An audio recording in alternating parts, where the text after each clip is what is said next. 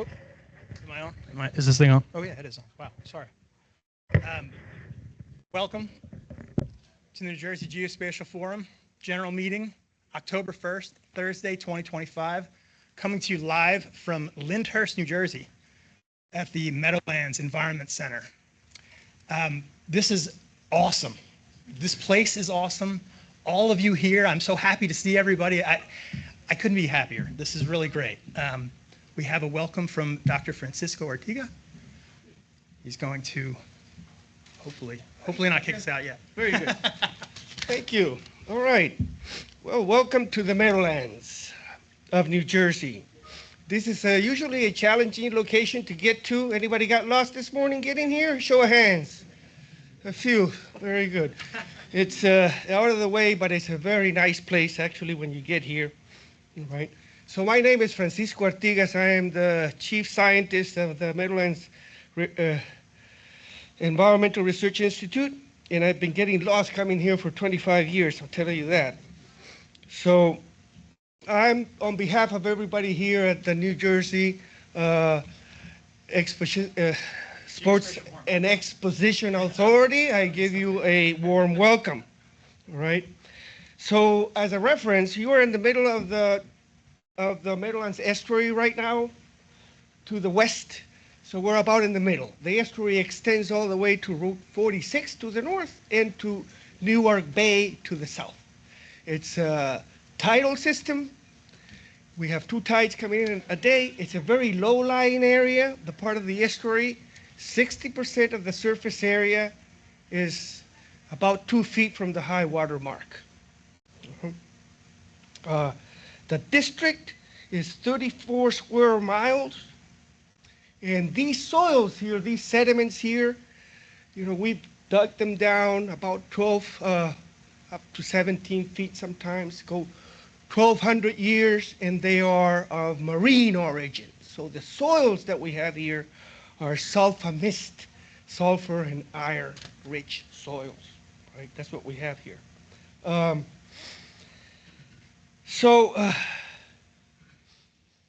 Here in this institute, we have a very talented group of geospatial scientists and experts, and we dedicate ourselves to vector GIS, image processing, GPS, and hydrological modeling. These are sort of our 4 strongholds. Ildiko Pechmann is one of our chief scientists in the GIS, and she is leading the image processing initiatives with hyperspectral image acquisition. These efforts started in 2000 with hyperspectral imaging. She's developing methods that include machine learning to separate land cover types and characterize biofilms on the surface of these mudflats, which have a very important function ecologically, and they're very rarely measured. Okay. Eric Manke is also part of the GIS team here. He leads our very in-demand drone program, and we acquire drone imagery from true color and multispectral sensors on drones, and we use the drones to address different issues and needs in the district. Obviously for separating land use and land use types, but also we address issues such as land cover types, illegal dumping, dirt pile volume calculation, very popular here for landfills, trespassing and fencing integrity of state-owned properties. You know, nobody lives in these properties, but they have, and they're big and they have fencing and so forth. So we look at that with drones. And also we use it to verify compliance with regulatory permits that are issued by this agency, okay? Also, the other one is hydrology modeling in these low-lying areas. 60% of the surface, as I said, is less than 2 feet. So we have Chris Blackley here in our team. He is the expert in modeling hydrology around coastal defenses and structures like tide gates that we have here. Very important for public health. These tide gates protect significant amount of population, so they have to be all very well inspected and understand exactly how water moves around them. So His purpose is to understand how water moves at a fine scale around our structures. You go to many things where they say, oh, the Meadowlands, you know, geotools or web geotools, whatever, and you have very good information. But we need information sort of at the feet level, right? Because we have tide gates. That's a tide gate first. That's protecting everything. You walk 50 feet down that berm, and it's eroded. So that tide gate is actually not serving any function. These are the things we detect, and this is the kind of skill we operate at this level with the GIS. Very useful, and Chris plays a big role in that. All right, and then finally, for everything we do in the Meadowlands, elevation is the most important thing. I mean, our elevation coverage is the most important coverage. We update it as frequent as we can, because there's a lot of movement of land here and grading and so forth, right? So knowing water and surface elevation is critical for us. So we have Brian Wlodawski leads our advanced RTK GPS, and he maintains a network of elevation control points near gates and other coastal defense structures and research sites. There's been years of implementing this network with high accuracy. And we're very proud of that, right? He uses things like optical leveling and RTK corrections that contribute to the accuracy of his measurements. So with that, I just give you a little pencil, you know, a little art synthesis of what we do here. And on behalf of everybody, staff here at the New Jersey State and Exposition Authority, I welcome you, and I hope everyone has a great workshop. Thank you.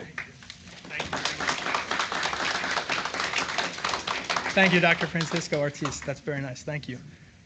Okay, we've got a special meeting event today. So we're obviously, as we've said, we're at the Meadowlands. After this meeting, we're hosting, for those in person that have signed up, there is a boat tour that our fair Mr. Wlodawski is going to direct you all where to go. Probably eat lunch in the back there, and then you all go from there, but I'll let him direct that. I won't be there. I'm going to go to mariachis afterwards. So first order of business is food, obviously. That's usually how it goes with me anyway. But now we'll get into the actual business part of the business. So we've got elections this year. Our constituency groups have, we've got about 9 of them. And for elections this year, we've got the federal government, land surveyor group constituency, the non-government organizations constituency, and the regional authority MPO constituency group are up for elections this year. And I encourage any and all to please nominate. Gary, I got your nomination already. Thank you for that. I appreciate the land surveyor nomination. And if there's anyone else. And also I'd like to thank our potentially outgoing members. I say potentially because if we don't get any interest, then we could maybe encourage them to stay on with us. Hopefully we'll get interest from these constituency groups, and we'll have an actual election. But Mark from Regional MPO, I don't think Mark could make it today, but Mark Gotti's been around for a long time, and I just want to thank him. I want to thank Ambrose for the land surveyor, Ken for his continued support. Ken is here today. Thank you for that. And we have our federal. So I guess I could thank formerly Stephen. He's no longer there. He retired. So we have a federal vacant seat there as well. So those are the constituency groups that are up for election, and I please ask you to please nominate those that you think would be good for the position. Next year, I'll be nominating some people for the county constituency, as that's when it'll be up for election then. One small note here, I just wanted to note to you all, the executive committee meets in January. When we meet in January, we set the schedule for clear through until the following March. And usually it's just the first Thursday of the quarter of the month. This year, unfortunately, we did not overlay the holiday calendar, and we're landing on Yom Kippur, and we've heard about from our constituents that we're on the Holy Day of Atonement, the holiest day of the Jewish religion, and I just want to offer my sincere apologies for that. That was a complete oversight on my part, and I apologize. I miss you all. Hopefully you'll all be able to watch the video that we've got here. I know you probably can't participate today, but hopefully you'll be able to get this and see that, you know, it was a complete oversight. And we're going to do better for January. We're going to overlay the religious holidays and make sure that we don't mess that up again. Let's see what else we've got. Okay, so before I get to Mr. Wlodawski, does anyone from our constituents, in fact, I know some of our constituents have something, so I'm going to come out into the audience, and anybody who wants to say something, Stephanie, I'm coming over to you, because I know you have an announcement. Stephanie Lattis. Thank you. Hi. This is a good mic. Stephanie Lattis, GIS coordinator, Somerset County. We have a job posting. We are looking for a GIS specialist. So it is on our county site, somersetcountynj.gov. It is also posted on the forum site. So if you know anyone, please check it out. Also, I wanted to mention the title line says planner. This is not a planning position. This is a GIS role. Thank you. All right. That's good to note. I would have thought planner, and then I would have kept going probably. Anyone else while I'm walking around? Is there anybody else that has anything else for us to discuss or otherwise mention? Any other constituency announcements? Ah. Hi. Yeah, there you go. All right. There we go. All right. New Jersey Highlands Council, we just put up the new version of our resource inventory. Our Highlands Resource Explorer. Gonna get that messed up.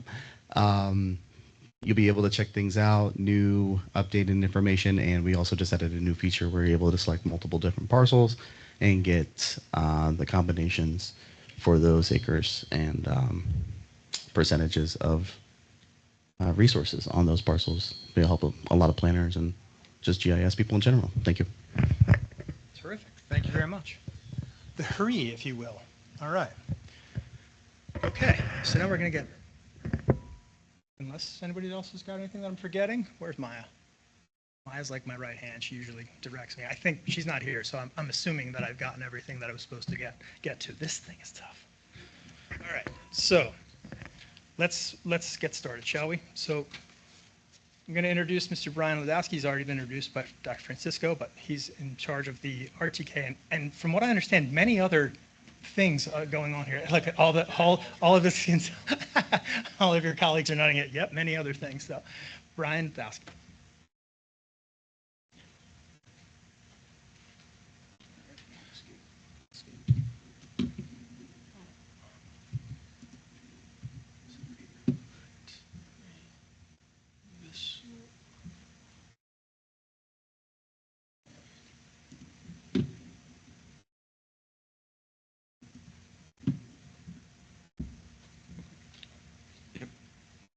Alrighty, thank you everybody for coming up here to MRRI today. It was nice to not have to drive down to Trenton today for this meeting. I've been told by everybody that the traffic today was an anomaly. All the turnpike issues, that's not normal. But again, so we're the Meadowlands Research and Restoration Institute, formerly Meadowlands Environmental Research Institute. They wanted to change the name a little bit. So where you are right now, you are in the heart of many square miles of urban estuary. Oh, okay. All right, all good. So we're in the middle of quite a large urban estuary, and that red arrow is kind of pointing where you are right now. We have over 8,000 acres of marshland and about 11 square miles. You can see how big we are compared to Central Park in Manhattan, just in the top left of the image. We are a very anthropogenically influenced ecosystem. It's gone through many changes over the years. It was dug out by the Wisconsin Glacier, so that then filled in, became ancient glacial Lake Hackensack, developed all of that, as Dr. Artigas was saying, all of that detritus basically filled in, and we've gone down up to 22 feet coring already just with a Russian beat core. So, I mean, there's a lot of crazy history that goes on in the Meadowlands. If you're coming on the boat tour, you'll get a fun 2-hour or 1 hour, narration by me about it. So get ready for that. Oh, why am I not? So again, our area is extremely low-lying. Everything in red there is within 2 feet of the mean higher high water mark. So that's just about 60% of our area. It is extremely, prone to flooding. It's extremely prone to ponding of water, all kinds of different issues. And again, because it's so low, a lot of things end up in the river as well. So we do have a lot of pollution as well, and a lot of legacy industrial pollution. We were also the land of landfills at one point. Everything in yellow on that map was at one point a landfill. One of the mandates for our agency, when it was as the NJ, at that point the HMDC, but now the NJSEA, in 1969 when it was enacted, was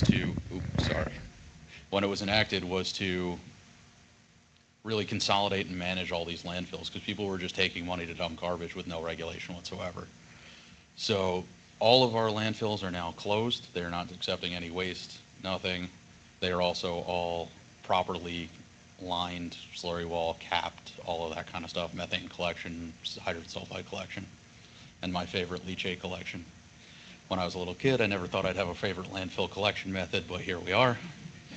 At the height of the dumping in the Meadowlands, they would dump the equivalent volume of MetLife Stadium, or Giant Stadium, if you're old like me, was dumped every 6 weeks. And that was for years on end. I mean, that was just such an incredible volume. When everybody drove in this morning, all of those warehouses that are being built, every single acre of that is landfill. That was all landfill when I first started working here, and it was all capped and now developed. Just about every hill that you see that is not the North Bergen Ridge or the Lyndhurst Ridge is a landfill in this area. So there is quite a bit.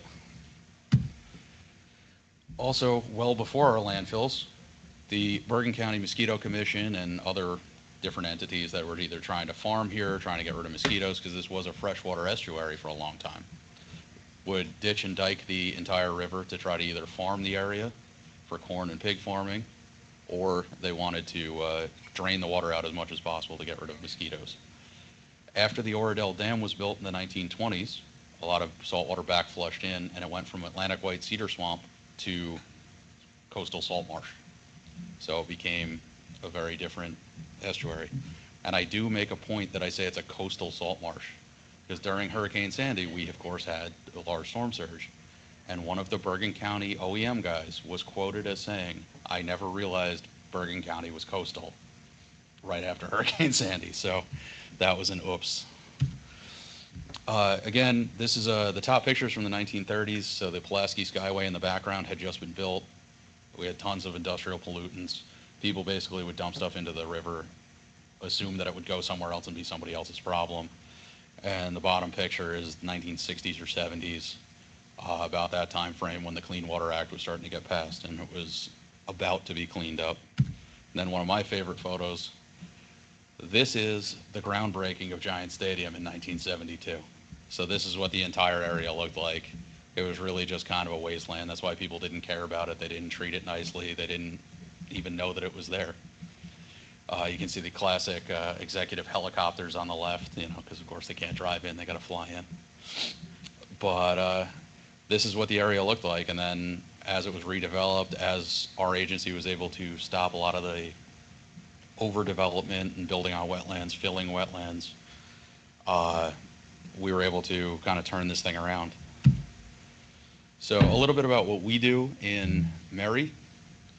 We have remote sensing and image processing capabilities. We use ENVI, Quick Terrain Modeler, HEC-RAS, Drone Deploy, GeoNadir, a whole bunch of different softwares.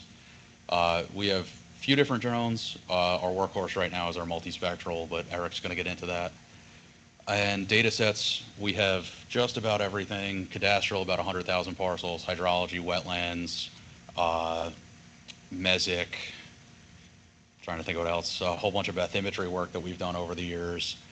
We have 1 foot hyperspectral data, and we have LiDAR, which is quality 1 or better. So that's, and our LiDAR is very specifically timed that we go plus or minus 1 hour of low tide, so we try to get as low as physically possible, because our stuff is so based on micro hydrology. And then of course we have RTK GPS surveying and optical leveling, which is more of my wheelhouse.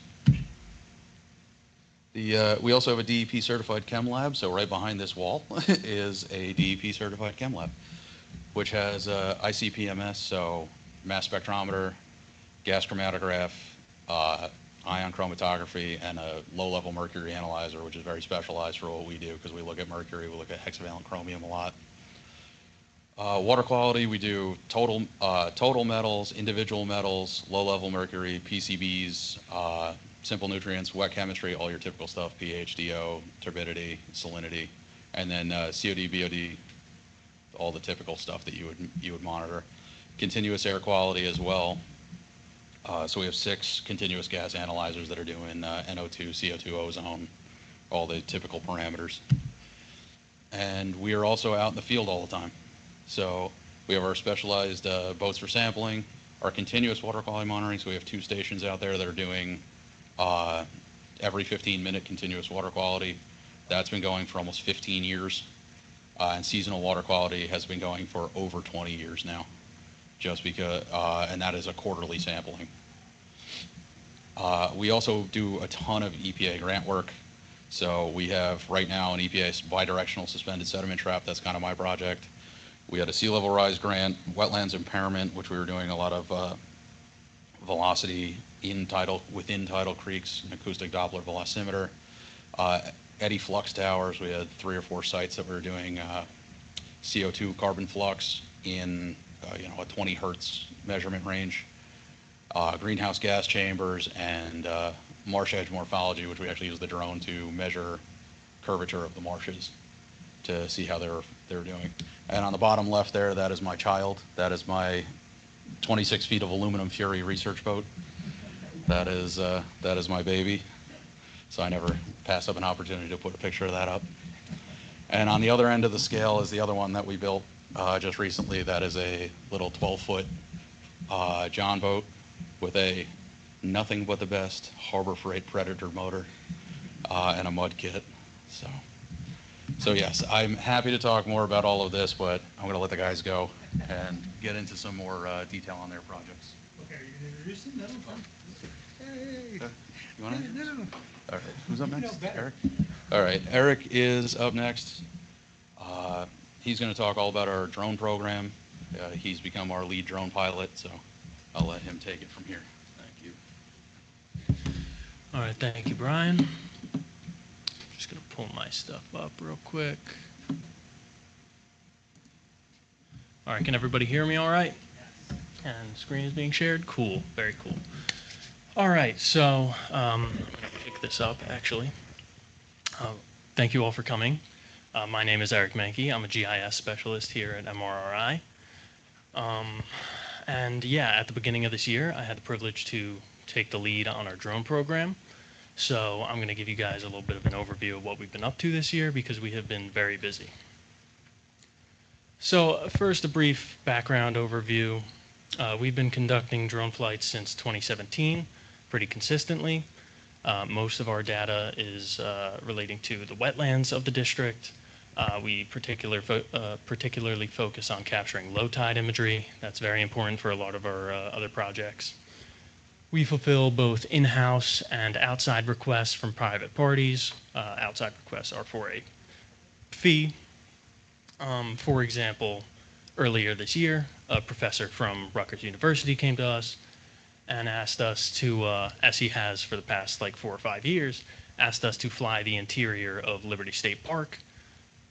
For his research purposes, we operate in very close proximity to both Newark and Teterboro airports, which requires special authorization to fly in that restricted airspace. So we talk with the FAA a lot. I think the majority of our sites are within restricted airspace. And part of why this is also important is because of the EPA's ruling in September of 2022 to designate the lower Hackensack River as a Superfund site. So we use the drone imagery a lot to evaluate potential restoration sites, that kind of thing. Yeah, so some stats for what we've been able to accomplish this year. Our first flight was on March 11th. If you were at the last lightning talks, I gave a little talk based on that. We had a brush fire on one of our landfills in Kearney. And our latest flight was actually Tuesday morning of this week on September 30th. So we have conducted a total of 40 operations thus far. 25 of them, so a little over 60%, have been in FAA restricted airspace. So that's the kind of stuff we need LANCE waivers for. Of the 40 operations, 35 have been mapping flights. So of all of we have a historical inventory of every map, every drone map we've ever produced. And 2025 accounts for a little over 21% of everything we've ever done. Of those mapping flights, 25 have been unique sites. So occasionally we'll have to fly a site multiple times within a year to measure change for, month-to-month basis rather than year-to-year. So if we only count those sites once, we have flown 25 different sites or mapped 25 different sites. We've spent 30 hours or about 30 hours in the air with the drone, which, if anyone here is familiar with drone operations, I'm sure you know most of the time is actually spent in pre-planning and post-processing. So having 30 flight hours is pretty high, actually. We've covered a total of about 4,550 acres. Now, if we take out everything outside of the district, and if for the sites we've flown multiple times, if we only count their acreage once, we have flown a little under 4,000 acres, which makes up a little over 20% of the entire Meadowlands district. And if we are just talking about the wetlands of the Meadowlands, we've flown a little under 3,500 acres, which is over 50% of all the wetland area in the Meadowlands district. So this is what that looks like on a map. So I was going to use a laser pointer to point some things out. Will my mouse work? Yes, it will. All right, so if you see the big clusters, for example, this one and this one here, that's actually a lot of our sites back into each other. So, for example, this cluster is 8 different flights, and this particular flight is probably our biggest. That's about 630 acres. And this marsh here is about 260, so we cover a lot of ground. So some of our GIS projects that we use the drone imagery for. We do district-wide hydrology digitization. I practiced that word.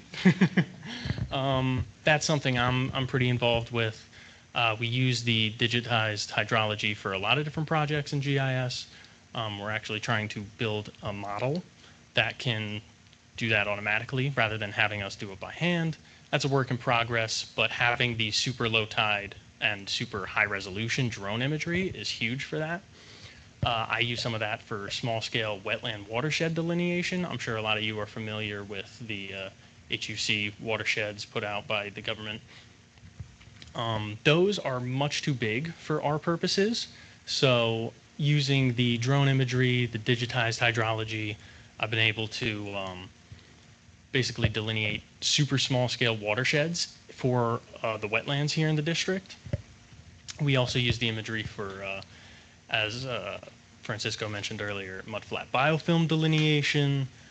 There's mudflat edge morphology for analyzing erosion and accretion of our wetlands. There's vegetation habitat change and health analysis, bathymetry data mapping. As Brian mentioned, the sediment trap, we use the digitized hydrology, the small-scale wetlands watersheds, and the drone imagery to find the precise point where it is best to input that sediment trap to capture contaminated sediment. We also use the imagery to evaluate potential restoration sites and plan field outings. So, as Brian mentioned, this is our workhorse here, the DJI Mavic 3 multispectral. Our model, we equipped it with an RTK unit, which allows for centimeter level accuracy in its GPS positioning and real-time updating as the drone is flying. That's a little video of me catching it.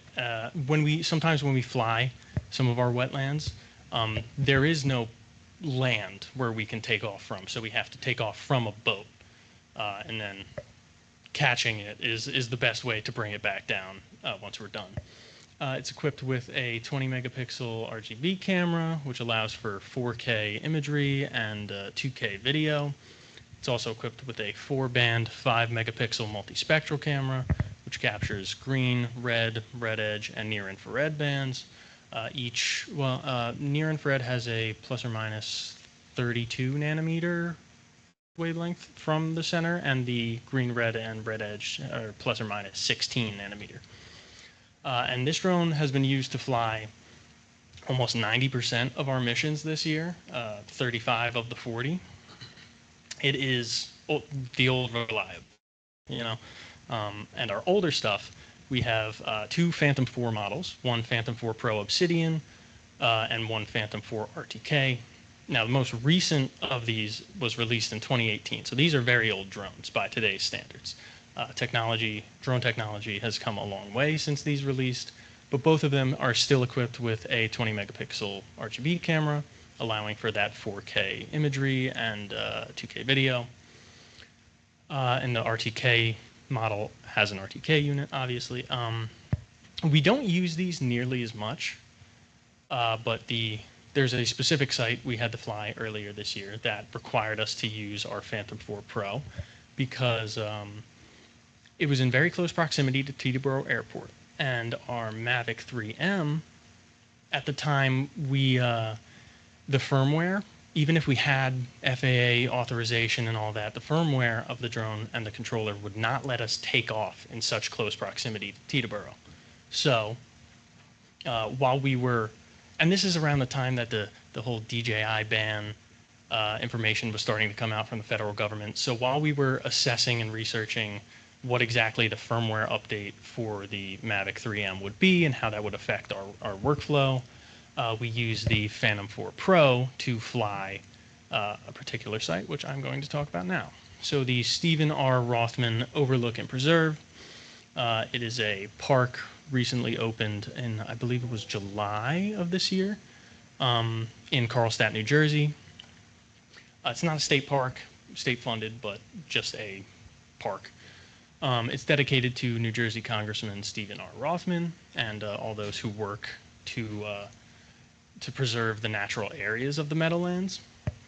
Now, our Natural Resources Division actually developed concept plans for the park and then worked with an engineering firm to begin construction and bring things to life. Now, construction began in May of 2025, but our Natural Resources Division came to us and asked, hey, can you fly a couple times over the course of the project? Once before it starts, once during, and once afterwards.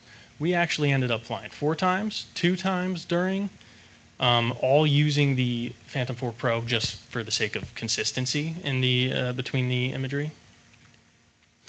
So this is what that looks like. So you can see here, our first flight was April 21st, and it's a lot of just unkempt vegetation. There's no clear, like there is a path here, but it's not constructed or well kept. Here in May, you start to see things take shape. The path has the way for the path has been cleared, and the parking lot is starting to take shape. And then here in June, you see they've done a lot more work on the path. I don't know how well you can see it, but they have at the overlook here imported a bunch of rocks. And then in the final flight we did, after everything was finished up in September, you can see the gate here. I apologize for those of you in the back who can't see it so well, but the nice paved parking lot, the gravel paved path all the way to the overlook. And yeah, so one of the other projects that was actually pretty fun for us to do this year is for our annual report, we were requested to fly the NJSEA's sports complex. So we own a bit of land there, and some of the features or buildings on that land include MetLife Stadium, the New York Giants training facility, the old racetrack in the bottom left, and we were also requested to fly the American Dream complex.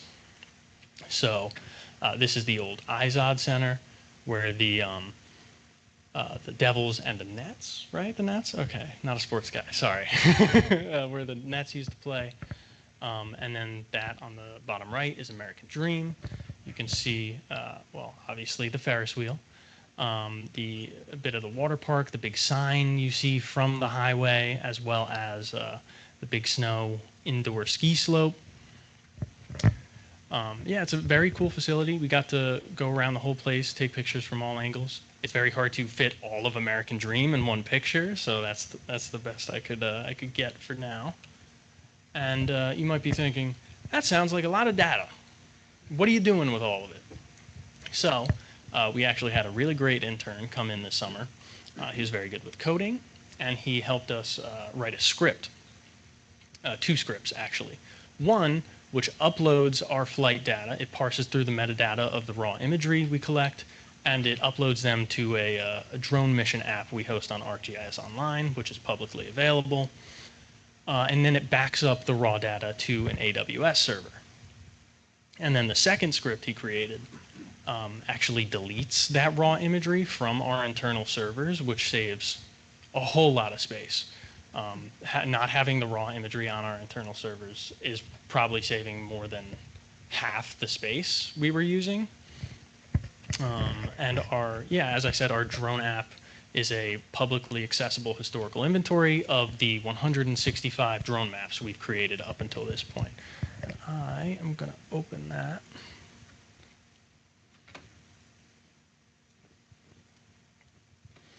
All right, so give it a second to load. So this is our app. So these blue boxes represent the extent of each map we've made. Now, it's very cluttered. That's why we have a little search functionality in the bottom right.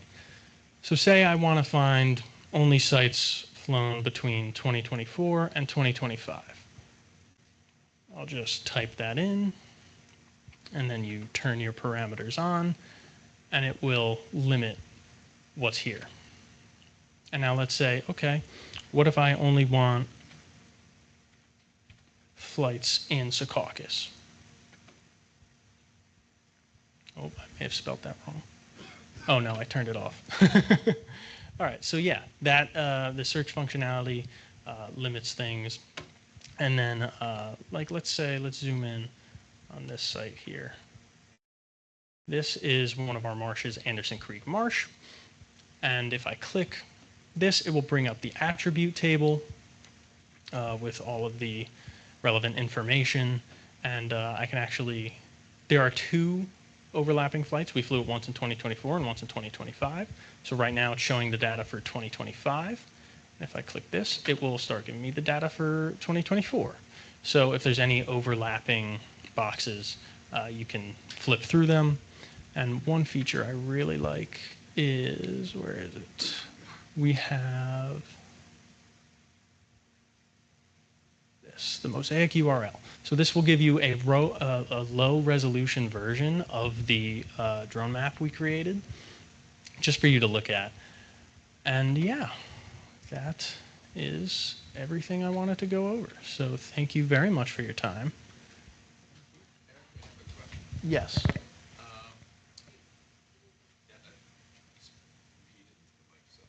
Yes.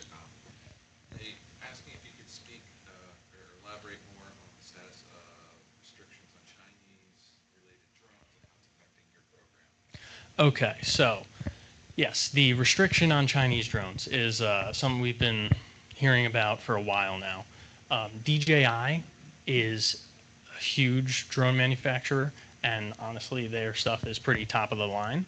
But the American government in recent years has taken a stance against importing Chinese drone products. And our entire fleet is DJI.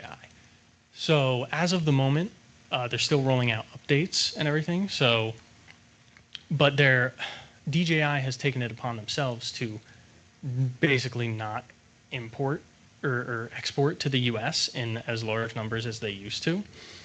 Because at the end of this year, I believe the NDAA, or I forget the exact acronym, but this document from the federal government specified that a particular or an agency from the federal government is supposed to do a risk assessment on DJI drones because they're very concerned about American data going to China. Now, in that document, they did not specify which agency is supposed to do it. So no agency wants to do it, which basically means no one's going to do it and the ban is going to go into effect. That is affecting us. We are looking into American alternatives, but to be entirely honest, American drone alternatives are much more expensive at a starting price. Like our multispectral drone we bought it in 2023, I want to say it was like $6,000, $7,000. To get an American drone with that same capability, probably $20K, which is not insignificant for scientific research organizations. Yeah. Any other questions? I have a Okay. Yes, Matt. So you had a flight on the 1st, just 2 days ago. Yes. How long were you in the air? That one was particularly short. That was like 7 minutes. That one we are ensuring compliance of compost pile height over this one particular site in Lyndhurst. It's just up the road from here. What's average flight time like in the air? Average flight time varies. We use quadcopters, so we do not have a fixed wing drone. Fixed wings fly a lot faster, but the quadcopters, they're very stable, but kind of slow, depending on the model you're using. So like our longest flight, that 630 acre flight, if the drone was flying, I think we flew the drone at 28 miles an hour, and that took an hour and a half, an hour 45 minutes. But I would say an average flight is between 30 to 40 minutes. Most of our sites are smaller than that one. That is a particularly large site. So 30, 40 minutes in the air and then what, 5-6 hours? Yeah. Pre and post, correct? Yes, depending on the site, the pre-planning takes a while because you got to go back and forth with the FAA to get authorization. If they don't like the height you're proposing, they will deny your request and say, submit it again with a lower flight ceiling. But they've been very good with responding quick. In the past, the window for a response is 90 days, which for us who have to capture drone imagery a lot over wetlands at low tide, predicting the tide 90 days out is not always a sure thing, not to mention weather and just availability. Yeah. That's something else. I think about 30 hours. Yeah. If there's any more questions, when there are no more questions, sorry. introduce next. Yeah, I'm sorry. That question was about how long the average flight time was. My apologies. Yes, question in the back. So going back to that web app, and everything, really, really great to have that available. I think the public is able to download anything from to use at their own ortho and base map, or is everything you can request HEC-RAS? Tell them the question first. Mm-hmm. So he's asking about the drone application, if members of the public are able to download the products directly from the app. You can download the low resolution ortho, but if you wanted the like high resolution map, that's something you would typically contact us, and we would evaluate how we would send that to you, what the best way to do that is. I'm sorry. Yes, you had a question?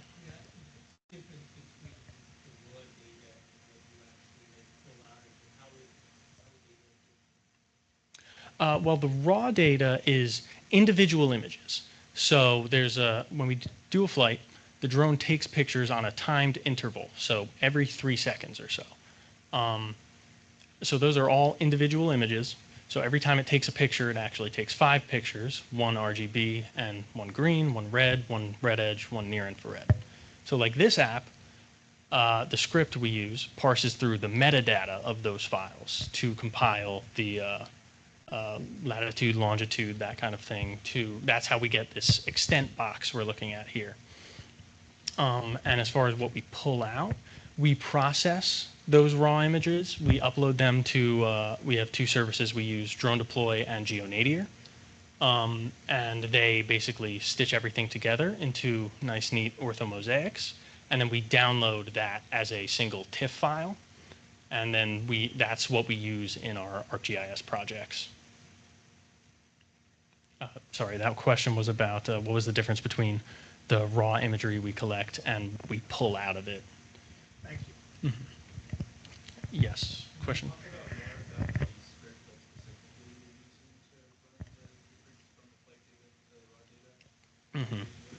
So he's asking about the script, asking if I can talk a little more about that, how it works. So I'm not very well versed in coding myself. Our intern was very good. I believe it's built in Python and it uses one other language as well. But how the script works, it looks through our internal servers. Everything needs to be structured in a very specific way. So like there's a site folder, and then in that folder, there's a bunch of subfolders for dates that those dates represent when we flew and like each time we flew. And then within those are raw imagery folders. So it will check to see like, okay, does the raw imagery folder exist? If so, does it have multispectral data? Like, for example, these maps, if I scroll down, you'll see a field on the drone map, like, does it have multispectral data? A lot of our older stuff will not, so that was an important piece for the code to register. Yeah, I'm sorry. Anything else you wanted to know? Okay. One more for me. Mm-hmm. Are you using, so we visited here in planning for this meeting, and I asked Dr. Arquegas if you were going to use the open site, New Jersey's open data site to try and catalog some of this data. Is that something that we might be able to look for? Like if we went to, first of all, is it open? Can we get it from you? And second, are you going to use that as a catalog that we could access if we so chose? To be honest, I don't fully know the answer to that. He's asking about the open data. If we could set something up like that, I would like to. I need to do some more looking into that. Maybe we can talk about that afterwards. Yeah, because you're saying, like, how are we going to set up a library that everybody, it's like, that's what you want to talk to these people for, so I didn't know if, yeah, okay. All right, thank you. Okay. Oh, sorry. Sorry, any other questions? With the multispectral imaging, are you able to actually detect like invasive plants infestations and specific, invasives by species by just using the drone imagery? Okay, well, did they hear that online? Okay, cool. So with the multispectral imagery we capture, we create a multispectral orthomosaic through GeoNadir, one of our imagery processing platforms. And through that multispectral orthomosaic, we can then run spectral indices. So we can create our own like NDVI data sets or any other spectral indice we're able to calculate with the bands we capture. So SAVI, GNDVI, those kinds of things. As far as detecting individual like invasive species, that would depend on finding a index that could identify that in the first place. That is something people have been doing research on, and I've been keeping my eye on. That's something we would like to do and test out, see like, okay, if we run a particular spectral index, does Phragmites australis show up differently than Spartina, like the different grass species? Like Phragmites is one of the most invasive species we have here in the Meadowlands.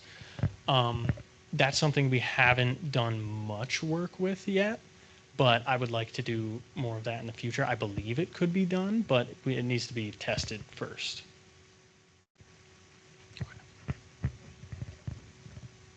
Okay. Who's up next? Chris Blackley is going to be up next.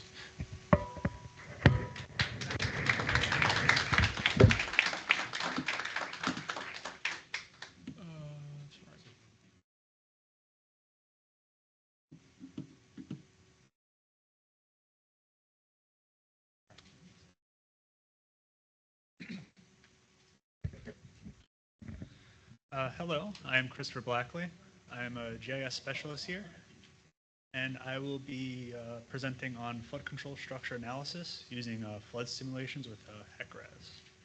I actually presented a little bit about this at the lightning talk, but this is a much more expansive and updated version of that. So, as you know, we're in the Meadowlands, very low-lying area.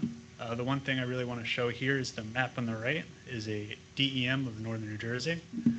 The dark green is the lower elevation, and as you see, this red outline right here is the Meadowlands district, and it is the darkest and greenest in North Jersey. So we are very susceptible to flooding, and also we have several large marshes that are fragmented by urban development, but are still connected by the Hackensack River. So to start, this map here on the left is the Hackensack watershed basin, this whole orange area. And as you see, it starts up in New York State and goes all the way down towards the Newark Bay, which is this red dot. Theoretically, all water that enters this watershed should end up in the New York Bay. And as you see also, this little gray area with a lot more blue is the Meadowlands district. So all of that water ends up funneling right through our area, through the Hackensack River. And we have a very expansive tie gate network. We currently know there are 36 tie gates throughout the district. There might be some, ones that we haven't found yet because some are abandoned. But we have monitoring equipment on 9 of them. So we're capturing water level data at 9 of the tie gates, which, if you can see, are the green dots on the map, while the red dots are the other tie gates. These tie gates tend to be at the bottleneck of stream or wetland networks to be most effective at stopping tidal floodwaters. And there's a bunch of different types of tie gates that you'll see in the next couple slides, including top hinge, side hinge, or tide flex.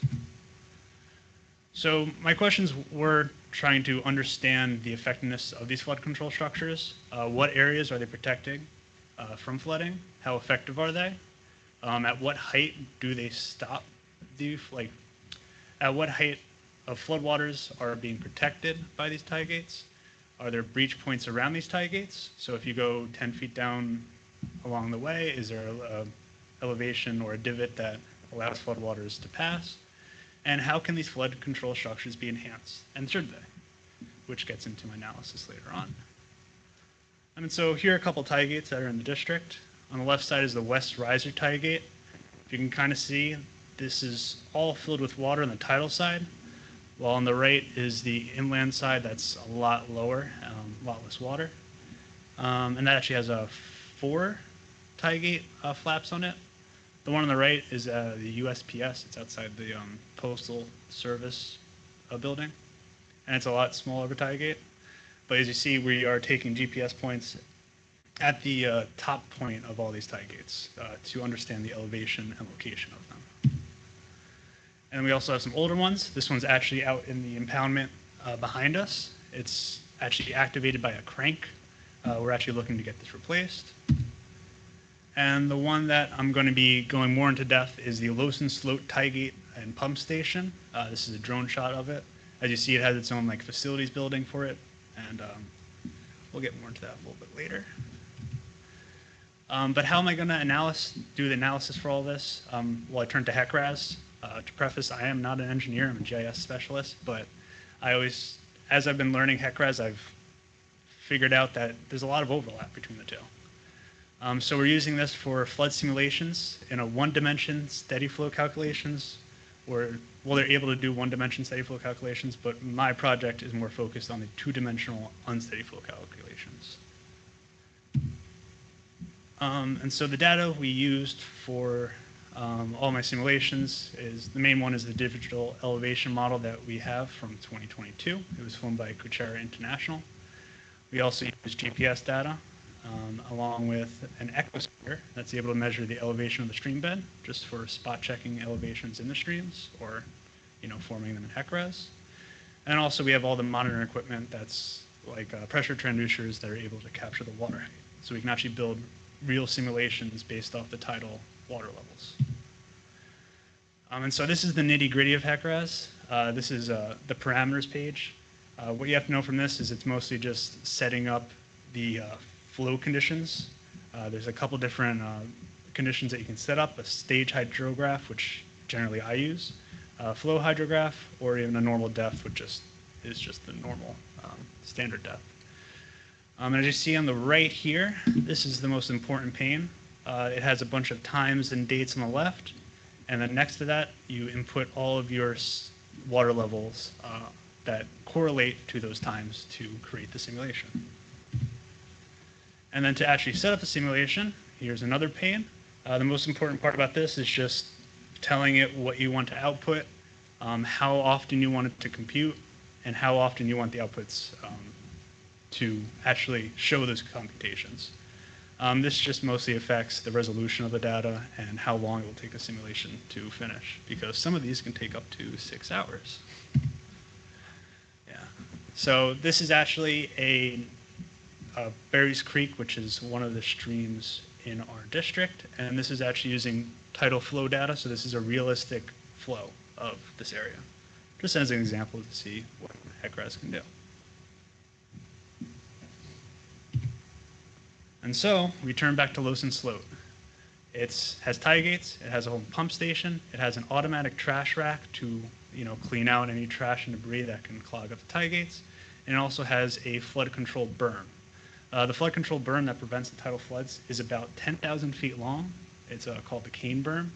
It initially wasn't built to protect flooding, but that's what it's doing now. So the berm elevation varies from about 3.5 feet to 6 feet. We walked the whole berm with the GPS, and we noticed that a lot of parts of the berm were subject to erosion. And also know that the area behind the berm is Karlstadt. It's a very low-lying area, nothing above like 6 feet in elevation. Some parts are, but mostly around like 6 to 5 feet. So this is our surveying of the berm. On the left picture, you see Brian with the GPS, and I'm actually standing on the berm taking a picture down at him. So this is some of the erosion we were seeing and some of the holes. And on the right, you also see there's attempts at repairs, but they kind of just put the concrete bags there as a placeholder. The berm has actually been a bit more repaired since these pictures, so that is a good thing to note. So then we turn back to HEC-RAS, and so to start, you're setting up the geometry of the area. This is kind of like the most like ArcGIS Pro and ArcGIS products. And so you set up a study area, which is this big pink area. I wanted to look at the berm itself, and then also up the river to see if there's any other breach points or areas where flooding can occur during these flood simulations. And to set up these flood simulations, you also add boundary conditions, which are attached to the stage hydrograph, or those flow parameters that I was talking about before, which just tells the simulation where the flow is coming from. And as you see, here's the cane berm and the Losen Sloat tie gate. So this is the current Losen Sloat. As you see, down here in red is the Losen Sloat, and this flood simulation is pretty much just showing a flood from 1 to 8 feet, just gradually increasing. And the one thing to know from here is, I'm just going to actually go back and set this back up. You can see the berm down here pretty much immediately is overtopping. A lot of the wetlands in the area aren't filling up before that. The area behind it does fill up, but then the rest of the area behind that berm starts to flood. So we were thinking, well, could the berm be repaired? Is there a case to raising the berm height, and will it prevent floods, and how effective will it be?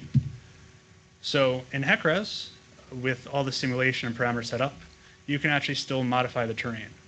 So it's pretty easy. It's actually just as intuitive as ArcGIS Pro, even more intuitive.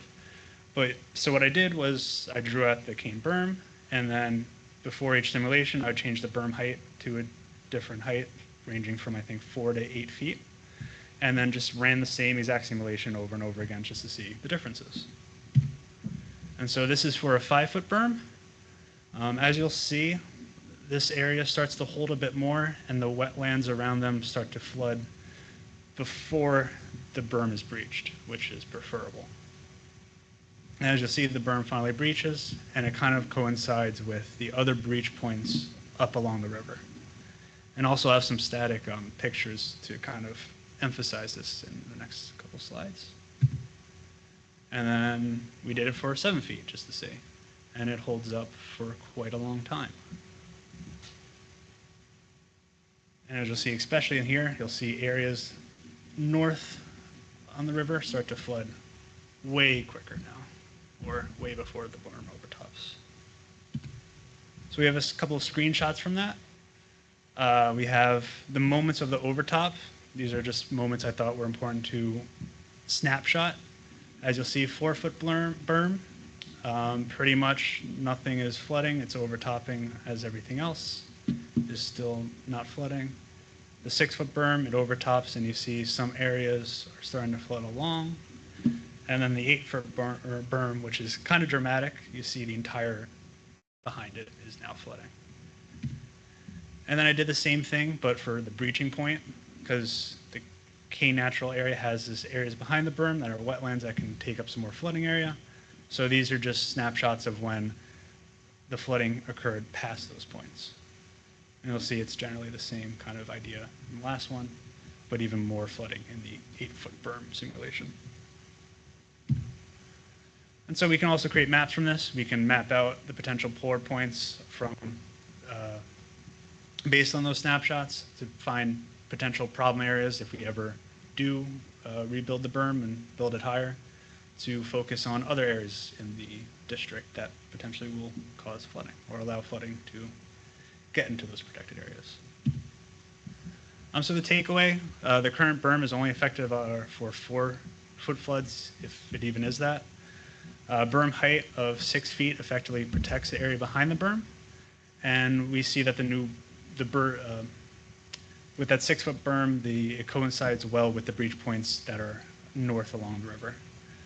We found that raising the berm above 7 feet proves to be less useful, as the floodwater is able to pretty much get around it. And then 8 feet was pretty much useless. So there also becomes like a cost analysis effectiveness behind this. And then the benefits from this work, we are able to give localized predictive flood visualizations to the residents and businesses in the area.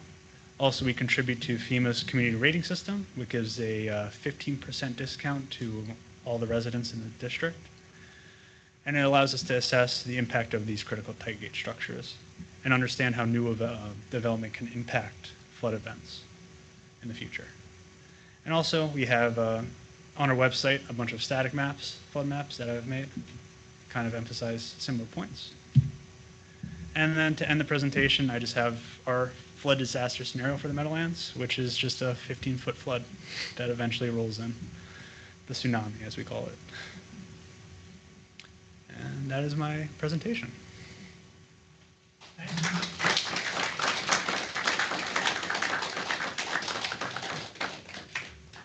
Does anyone have any questions for our fair Mr. Blackley?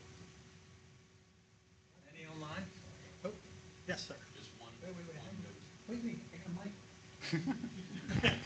I just wanted to make one note on Chris's. For people who weren't here during Hurricane Sandy for this, Hurricane Sandy got to 8.6 feet. So all these calculations that Chris is doing are like really based on data that we have and stuff that has actually happened here in the Meadowlands.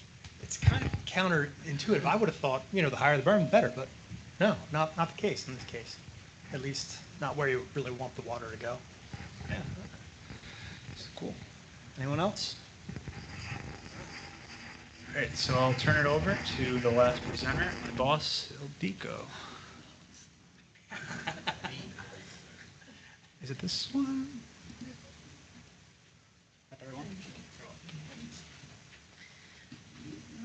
Let me start. All right, good morning. I guess still a morning, yes, everyone. Again, I can repeat what my colleague said, that thank you for making the trip up to the Meadowlands and taking interest in our little secluded estuary that is, because of the legacy contamination, is often forgotten by the large state and federal agencies as a point of no return. Like, we don't, have enough wetlands, it's too contaminated, it's not worth of investing in the area. So I hope that, what did I do? I hope that my colleagues on my presentation proves it a little bit, that there's still life in the Meadowlands and it's still worth investing in and monitoring it and try to make it better. more livable for both the residents and the wildlife. So as an attempt of wrapping, and in attempting of wrapping up the presentation, I would like to circle back to Brian's presentation when he was talking about the mandate of the New Jersey Sports and Exposition Authority. So as the local or regional regulatory and planning agency, NGSE's mandate is to maintain the delicate balance between natural conservation, environmental protection, and the huge developmental demand that this area is facing from the city folks and from the sports authority part of the agency. As for us, the GIS lab and the whole Meadowlands Research and Restoration Institution, we are the scientific side as arm of the agency, and we're trying to, with our monitoring work, with our data collection work, trying to give advice, scientifically sane, like scientific, based on scientific facts, advice for the planners and the decision makers, policy makers of this agency to help them to preserve the Meadowlands, to help them to maintain this balance. So how all these monitoring work ties into what we're trying to do. This study has been recently completed with a generous funding from EPA's Wetland Program Development Grant. We took all the monitoring that we've been doing in the past 2 decades that Brian and Eric mentioned. Water level monitoring, seasonal and continuous, sediment elevation table measurements that would give us an idea how well the marshes are keeping up with the sea level rise. Tidal data analysis, which is crucial in this area, as you saw with Chris's presentation. Everything is driven by elevation. Construction, restoration has to abide by those laws because the water always wins. There's no, going around it. Actually, it goes around everything, wherever it finds the way. We also did tidal creek profile monitoring, as Eric was mentioning, digitation elevation models from both drone and LiDAR data, quality one LiDAR data dating back all the way to 2007. And the hyperspectral and aerial image analysis, we have a really good set of hyperspectral imagery with 1 foot resolution, covering from the green spectrum all the way to the near infrared, giving us really good and detailed spectral data set to do a lot of classification, image classification, and that dates back to 2000. So we have a really good, about a 20-year stretch of both raster and vector data and also monitoring data that went all into this analysis that looked at how our tidal wetlands that approximately 8,000 tidal wetlands, how they keep up with the sea level rise, the predicted sea level rise, how much of the Meadowlands will survive. So the result of the analysis was that approximately 50% of the wetlands will require various level of restoration action to become resilient. On the right side you can see the wetlands, mainly the wetlands that are along the river. This is the Hackensack River. Mainly the wetlands around the river with a direct connection to the river are the ones that are at the highest risk. So this report went into the planning department and the policymaking department to give them a sort of orientation. What are the sites that we should focus on if we want to restore the Meadowlands marshes? How does that translate down to each site? Sorry, I'm going to go back. So now I'm going to talk about the Sawmill Creek wetland management area, which is about a 750-acre marshland. This area, the blue and the red on the right side, is all vegetated. This is all mudflat. So what our natural resources division is trying to do, get funding to elevate the mudflat area to an elevation that can support vegetation, that is not inundated for hours at a time at high tide, and can the marsh regain some areas. So how the GIS is helping, the right side image shows a change detection analysis taking into the 2009, 2014, and 2022 quality 1 LiDAR, and see how the elevation changed over the marsh.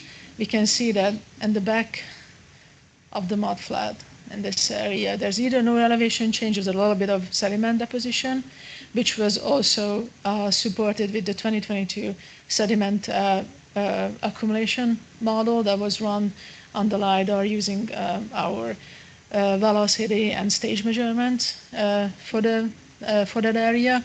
And again, you can see that the red is the high sediment loss, and the dark blue is the sediment deposition area. So both models actually pointed out the areas that it's worth to start a living shoreline restoration, which means that we would try to do either with coconut mats or lumbers using the cedar stumps still in the mudflat to actually try to capture, like curb the sediment, and then instead of bringing in heavy machinery and filling up with outside sediment, trying to capture the sediment that is already in the estuary and build up the area this way, giving habitats to at the same time for the terrapin turtles. Another EPA-funded project was that both Brian and Eric mentioned as a two-way is a sediment movement analysis. Probably most of you know that in 2021 the EPA designated the entire estuary, not the entire estuary, just the lower Hackensack River as a Superfund site. So in an attempt to support the agency and decision making of how the restoration of the Superfund site should go, we started looking into the sediment transport, the direction of the sediment transport. We know from historic data that all these marshes that we selected as a study area are contaminated. There's a legacy heavy metal and organic contamination buried in the sediment.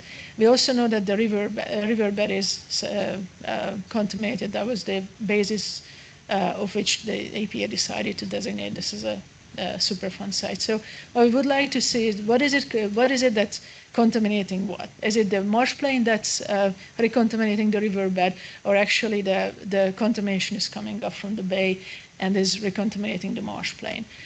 So that's why Brian found the paper that used this two-way sediment trap down in Louisiana, I think, and also a tidal system, also a high organic content system, which is we're just beginning to learn that these tubes can be clogged really easily and overgrown by algae and other very enthusiastic vegetation and obstructing our way of getting the sediment. But anyway, so one side is facing the flood when the water comes in, and that collects the sediment from the flood, so that's coming from the river, and this side is collecting the ebb that's coming from the marsh plain. And our comparison, we're very early into the study, but what we see is the ebb samples show higher metal and PCB concentration, so the contamination is actually coming from the marsh plains. That was the first area shows. This is just going back to what Eric was talking about. These are the actual sub-basins that were delineated based on the LiDAR and the drone imagery. This is just for us to make sure that we're putting the sediment trap in an area that is the most representative of the marsh, of the hydrology of the marsh.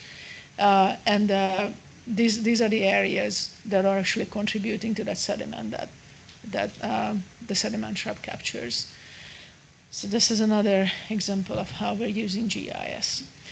Our Natural Resources Division is continuously monitoring the sensitive and rare species in the district.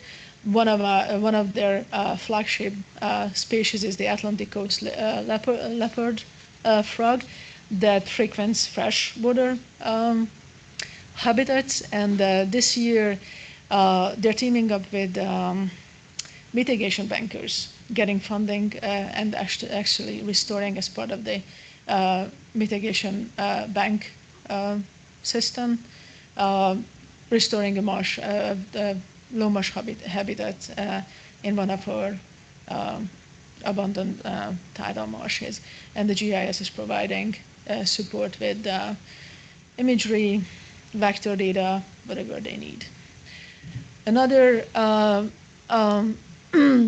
priority species is the salt marsh sparrow. This bird frequents high marsh habitats. So naturally the division is trying to map all these habitats that would be potentially a space for these birds to to breed and to live. And using our hyperspectral imagery, we actually the most recent one was taken in 2022, and we mapped the potential habitats and the habitats that are already there and actually carry high marsh vegetation, all the dark green areas or the high marsh areas, supporting natural resources to pinpoint areas where the salt marsh sparrow is either already there or could be a potential living space for them, and using these as a visualization to attract attention to these areas. And just going back to a little bit the cadastral data set that Brian mentioned, the GIS division very early in the 2000s, I think it started in 2004, launched a municipal map application project, and Dom Elefante laid the foundations for that. I just took over and ran what he left, but he and his group made a really good basis for this parcel-based cadastral application. If I can find the yes. So it just like Brian said, it shows everything that is to know about the district: the hydrology, the wetlands, the landfills, FEMA 100-year flood map, all the way down to parcel-sized information. The ownership is just for internal applications, but block and lot numbers. It didn't pick a right pick, but this one: building information, or tax information, property values. This map is frequently used our planning and planning and land use management departments for permitting, just checking and compliance, and then designating new zoning designations, new land use designation. They always go back to this map. This is publicly available on the website, and it can be accessed. Sorry, I'm going back to my presentation. And then finally, our most current attempt is coming up pretty much a spatial memory of the entire estuary, starting with the NGSE-owned properties, and then just compiling all the information that we have and putting it into and trying to link it to one RGS online application where, again, can be used within the agency and for interagency share also. And these, I'm just going to go back to the, oh no, it's not bad. Yes, so currently since it contains a lot of sensitive information, currently it's only just internally accessible, but it has, again, so it's all parcel-based, so everything that the cadastral database has, it's imported automatically into this, but it also has environmental reports, sediment chemistry reports linked to it, deeds, everything that is to know about that parcel. So in the digital A and the world of AI, we're trying to keep up with the stream. And that concludes my presentation. Thank you so much. Thank you. Thank you. Do we have any questions? Yes. Tell you first. Great presentations. The sediment capture project, where you tried to capture sediment naturally coming out of the system. Yes, yes. Do you have any sense yet how that's working? If it's capturing the sediment like you hoped? How it's, okay, so I'm going to go back to the slide. Let's see if I can do this. So the question was about how the sediment trap, and Brian can chime in because this is his pet project, but I'll try to explain. So what happens is so you saw the cone, the nose of the cone. So the sediment would go in a plastic tube, and the velocity would slow down. The water stream would slow down inside the tube, and then that would allow for the sediment to fall out and be captured on the bottom of the sampler, and then at the end, when it fills, the water would leave, but the sediment would stay. Did I get this right? Yep. So that's how it works. It's known as a Phillips sampler, if you actually have to Google it for whatever reason. Yes, it's here. And I think the modified version with the bidirectional tidal version is a paper Elliott et al. 2017. So. But that's the basic principle. Does that answer your question? If you came to Macarissa, you saw me present about this already. Does it answer your question? Okay, Well, we can talk about it. we've got one more. Yes.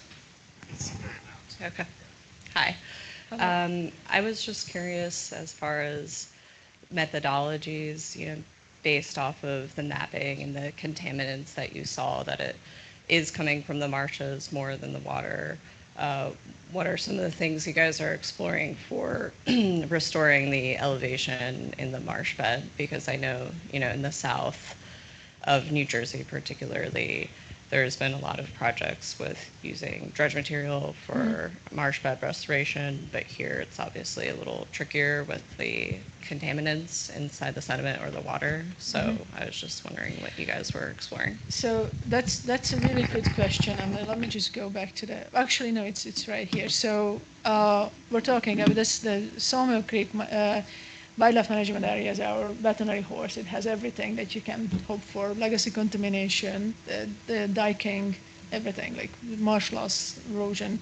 So we're always going back to this and the Syracuse High School marsh to experiment. So and it's also part of this legacy sediment movement. At the moment, we haven't found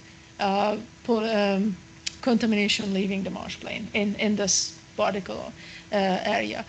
What we're trying to do here, and I'm going to go back to this. So the idea is that the cedar stumps are already there. Oh, they say for the sediment source. So our estuary is not sediment deprived because of the BC, the BC, what is? The Bergen County Utilities Authority. Utility, yes, those are all dumping cleaned wastewater into our rivers, which provide enough sediment for our marshes to grow up. And if you go on our website, there's a annual report on sediment elevation table measurements. So most of our marshes are keeping at sea level rise a little bit above that. So for now, we're not sediment deprived. So what we're hoping to do in Sawmill Creek is, instead of bringing in dredge material from other sites, using what's coming into the estuary anyway, and just capture with these either the logs or coconut mats. I mean, our natural resources division can talk more about it or speak to more about this, but that's the general idea, like trying to natural ways to capture sediment. Just one thing that I would want to note too on that is that when we see a lot of the presentations about wetland stuff, a lot of people are looking at eelgrass, that kind of thing. They're dealing with a turbidity of 4 NTU. We start at 17. That's how turbid we are. So, yes. So we just have that amount of sediment coming in from all of the different, the 3 different sewage treatment plants. So I mean, we are definitely not sediment deprived, and definitely not nutrient deprived as well on a lot of these things. No, and we have also significant sediment coming in from the bays, from the Newark and the New York Bay. So That's also why, in my very unscientific opinion, everyone should use the bathroom here so that we have as much sediment as possible into the river. didn't I think our turbidity peaked during COVID when everyone stayed When home. everyone stayed home was working from home. So yeah, so it actually helped build the marshes. Yes. Does that answer your question? Thank you. Anyone else? Does anyone have any other questions or any of the team here? Is there anything online that we need to look at? Thank you again. Thank you very much. Thank you. Well, that was fantastic. Thank you all very much for that. I don't have anything further. If you don't have anything further for me, we can go. Okay, so we have a boat tour. We have instructions. So Brian's gonna. Just if you were going on the boat tour, we're going to try and meet at 12:30. Just gives everybody a little bit of time to eat lunch and then get over there. It's about a 12-minute ride to get there. If you are going by GPS, it is 260 Outwater Lane in Carlstadt. Otherwise, on the meeting reminder email, there's also a very helpful map that Matt and his team put together. So hope to see everybody there. I will be driving one of the boats, so come hang out. Now, are you going to be going to Mariachi's after the boat tour? Will I be seeing you again? Oh, you will not. Okay. Okay, I then will I'll. not be, but Okay, because I'll probably be coming here first before lunch. So in case you all didn't get that, so here, if you're going on the boat tour, you're going to eat lunch out there, and then you guys are going to meet up at the spot at about 12:30. Otherwise, we're going right to, the boat tour is about an hour and a half? hour and a half. Yeah, about 90 minutes, 60 to 90 Yeah, minutes with is what the we're guessing. registration and just a waiver that we need signed. Yeah, some paperwork. If you want to go, you're encouraged to go. Otherwise, I'm going to be headed to Mariachi's also right around 12:15, 12:30. So I'd love to see you all there for lunch if you care to hang out. I'll be there for a little while. Let's see what else we have coming up. In December, we have our next meeting. We will be back in Trenton, and I hope to see as many people. I'm so happy that you all are here. Tom, I didn't even get to say hello to you, or not many of you I didn't get to say hello to, but I'm very glad you're here, and thank you for coming. Otherwise, if there's nothing else, I think we can close this general meeting and go have some fun on the boat. Thank you all very much.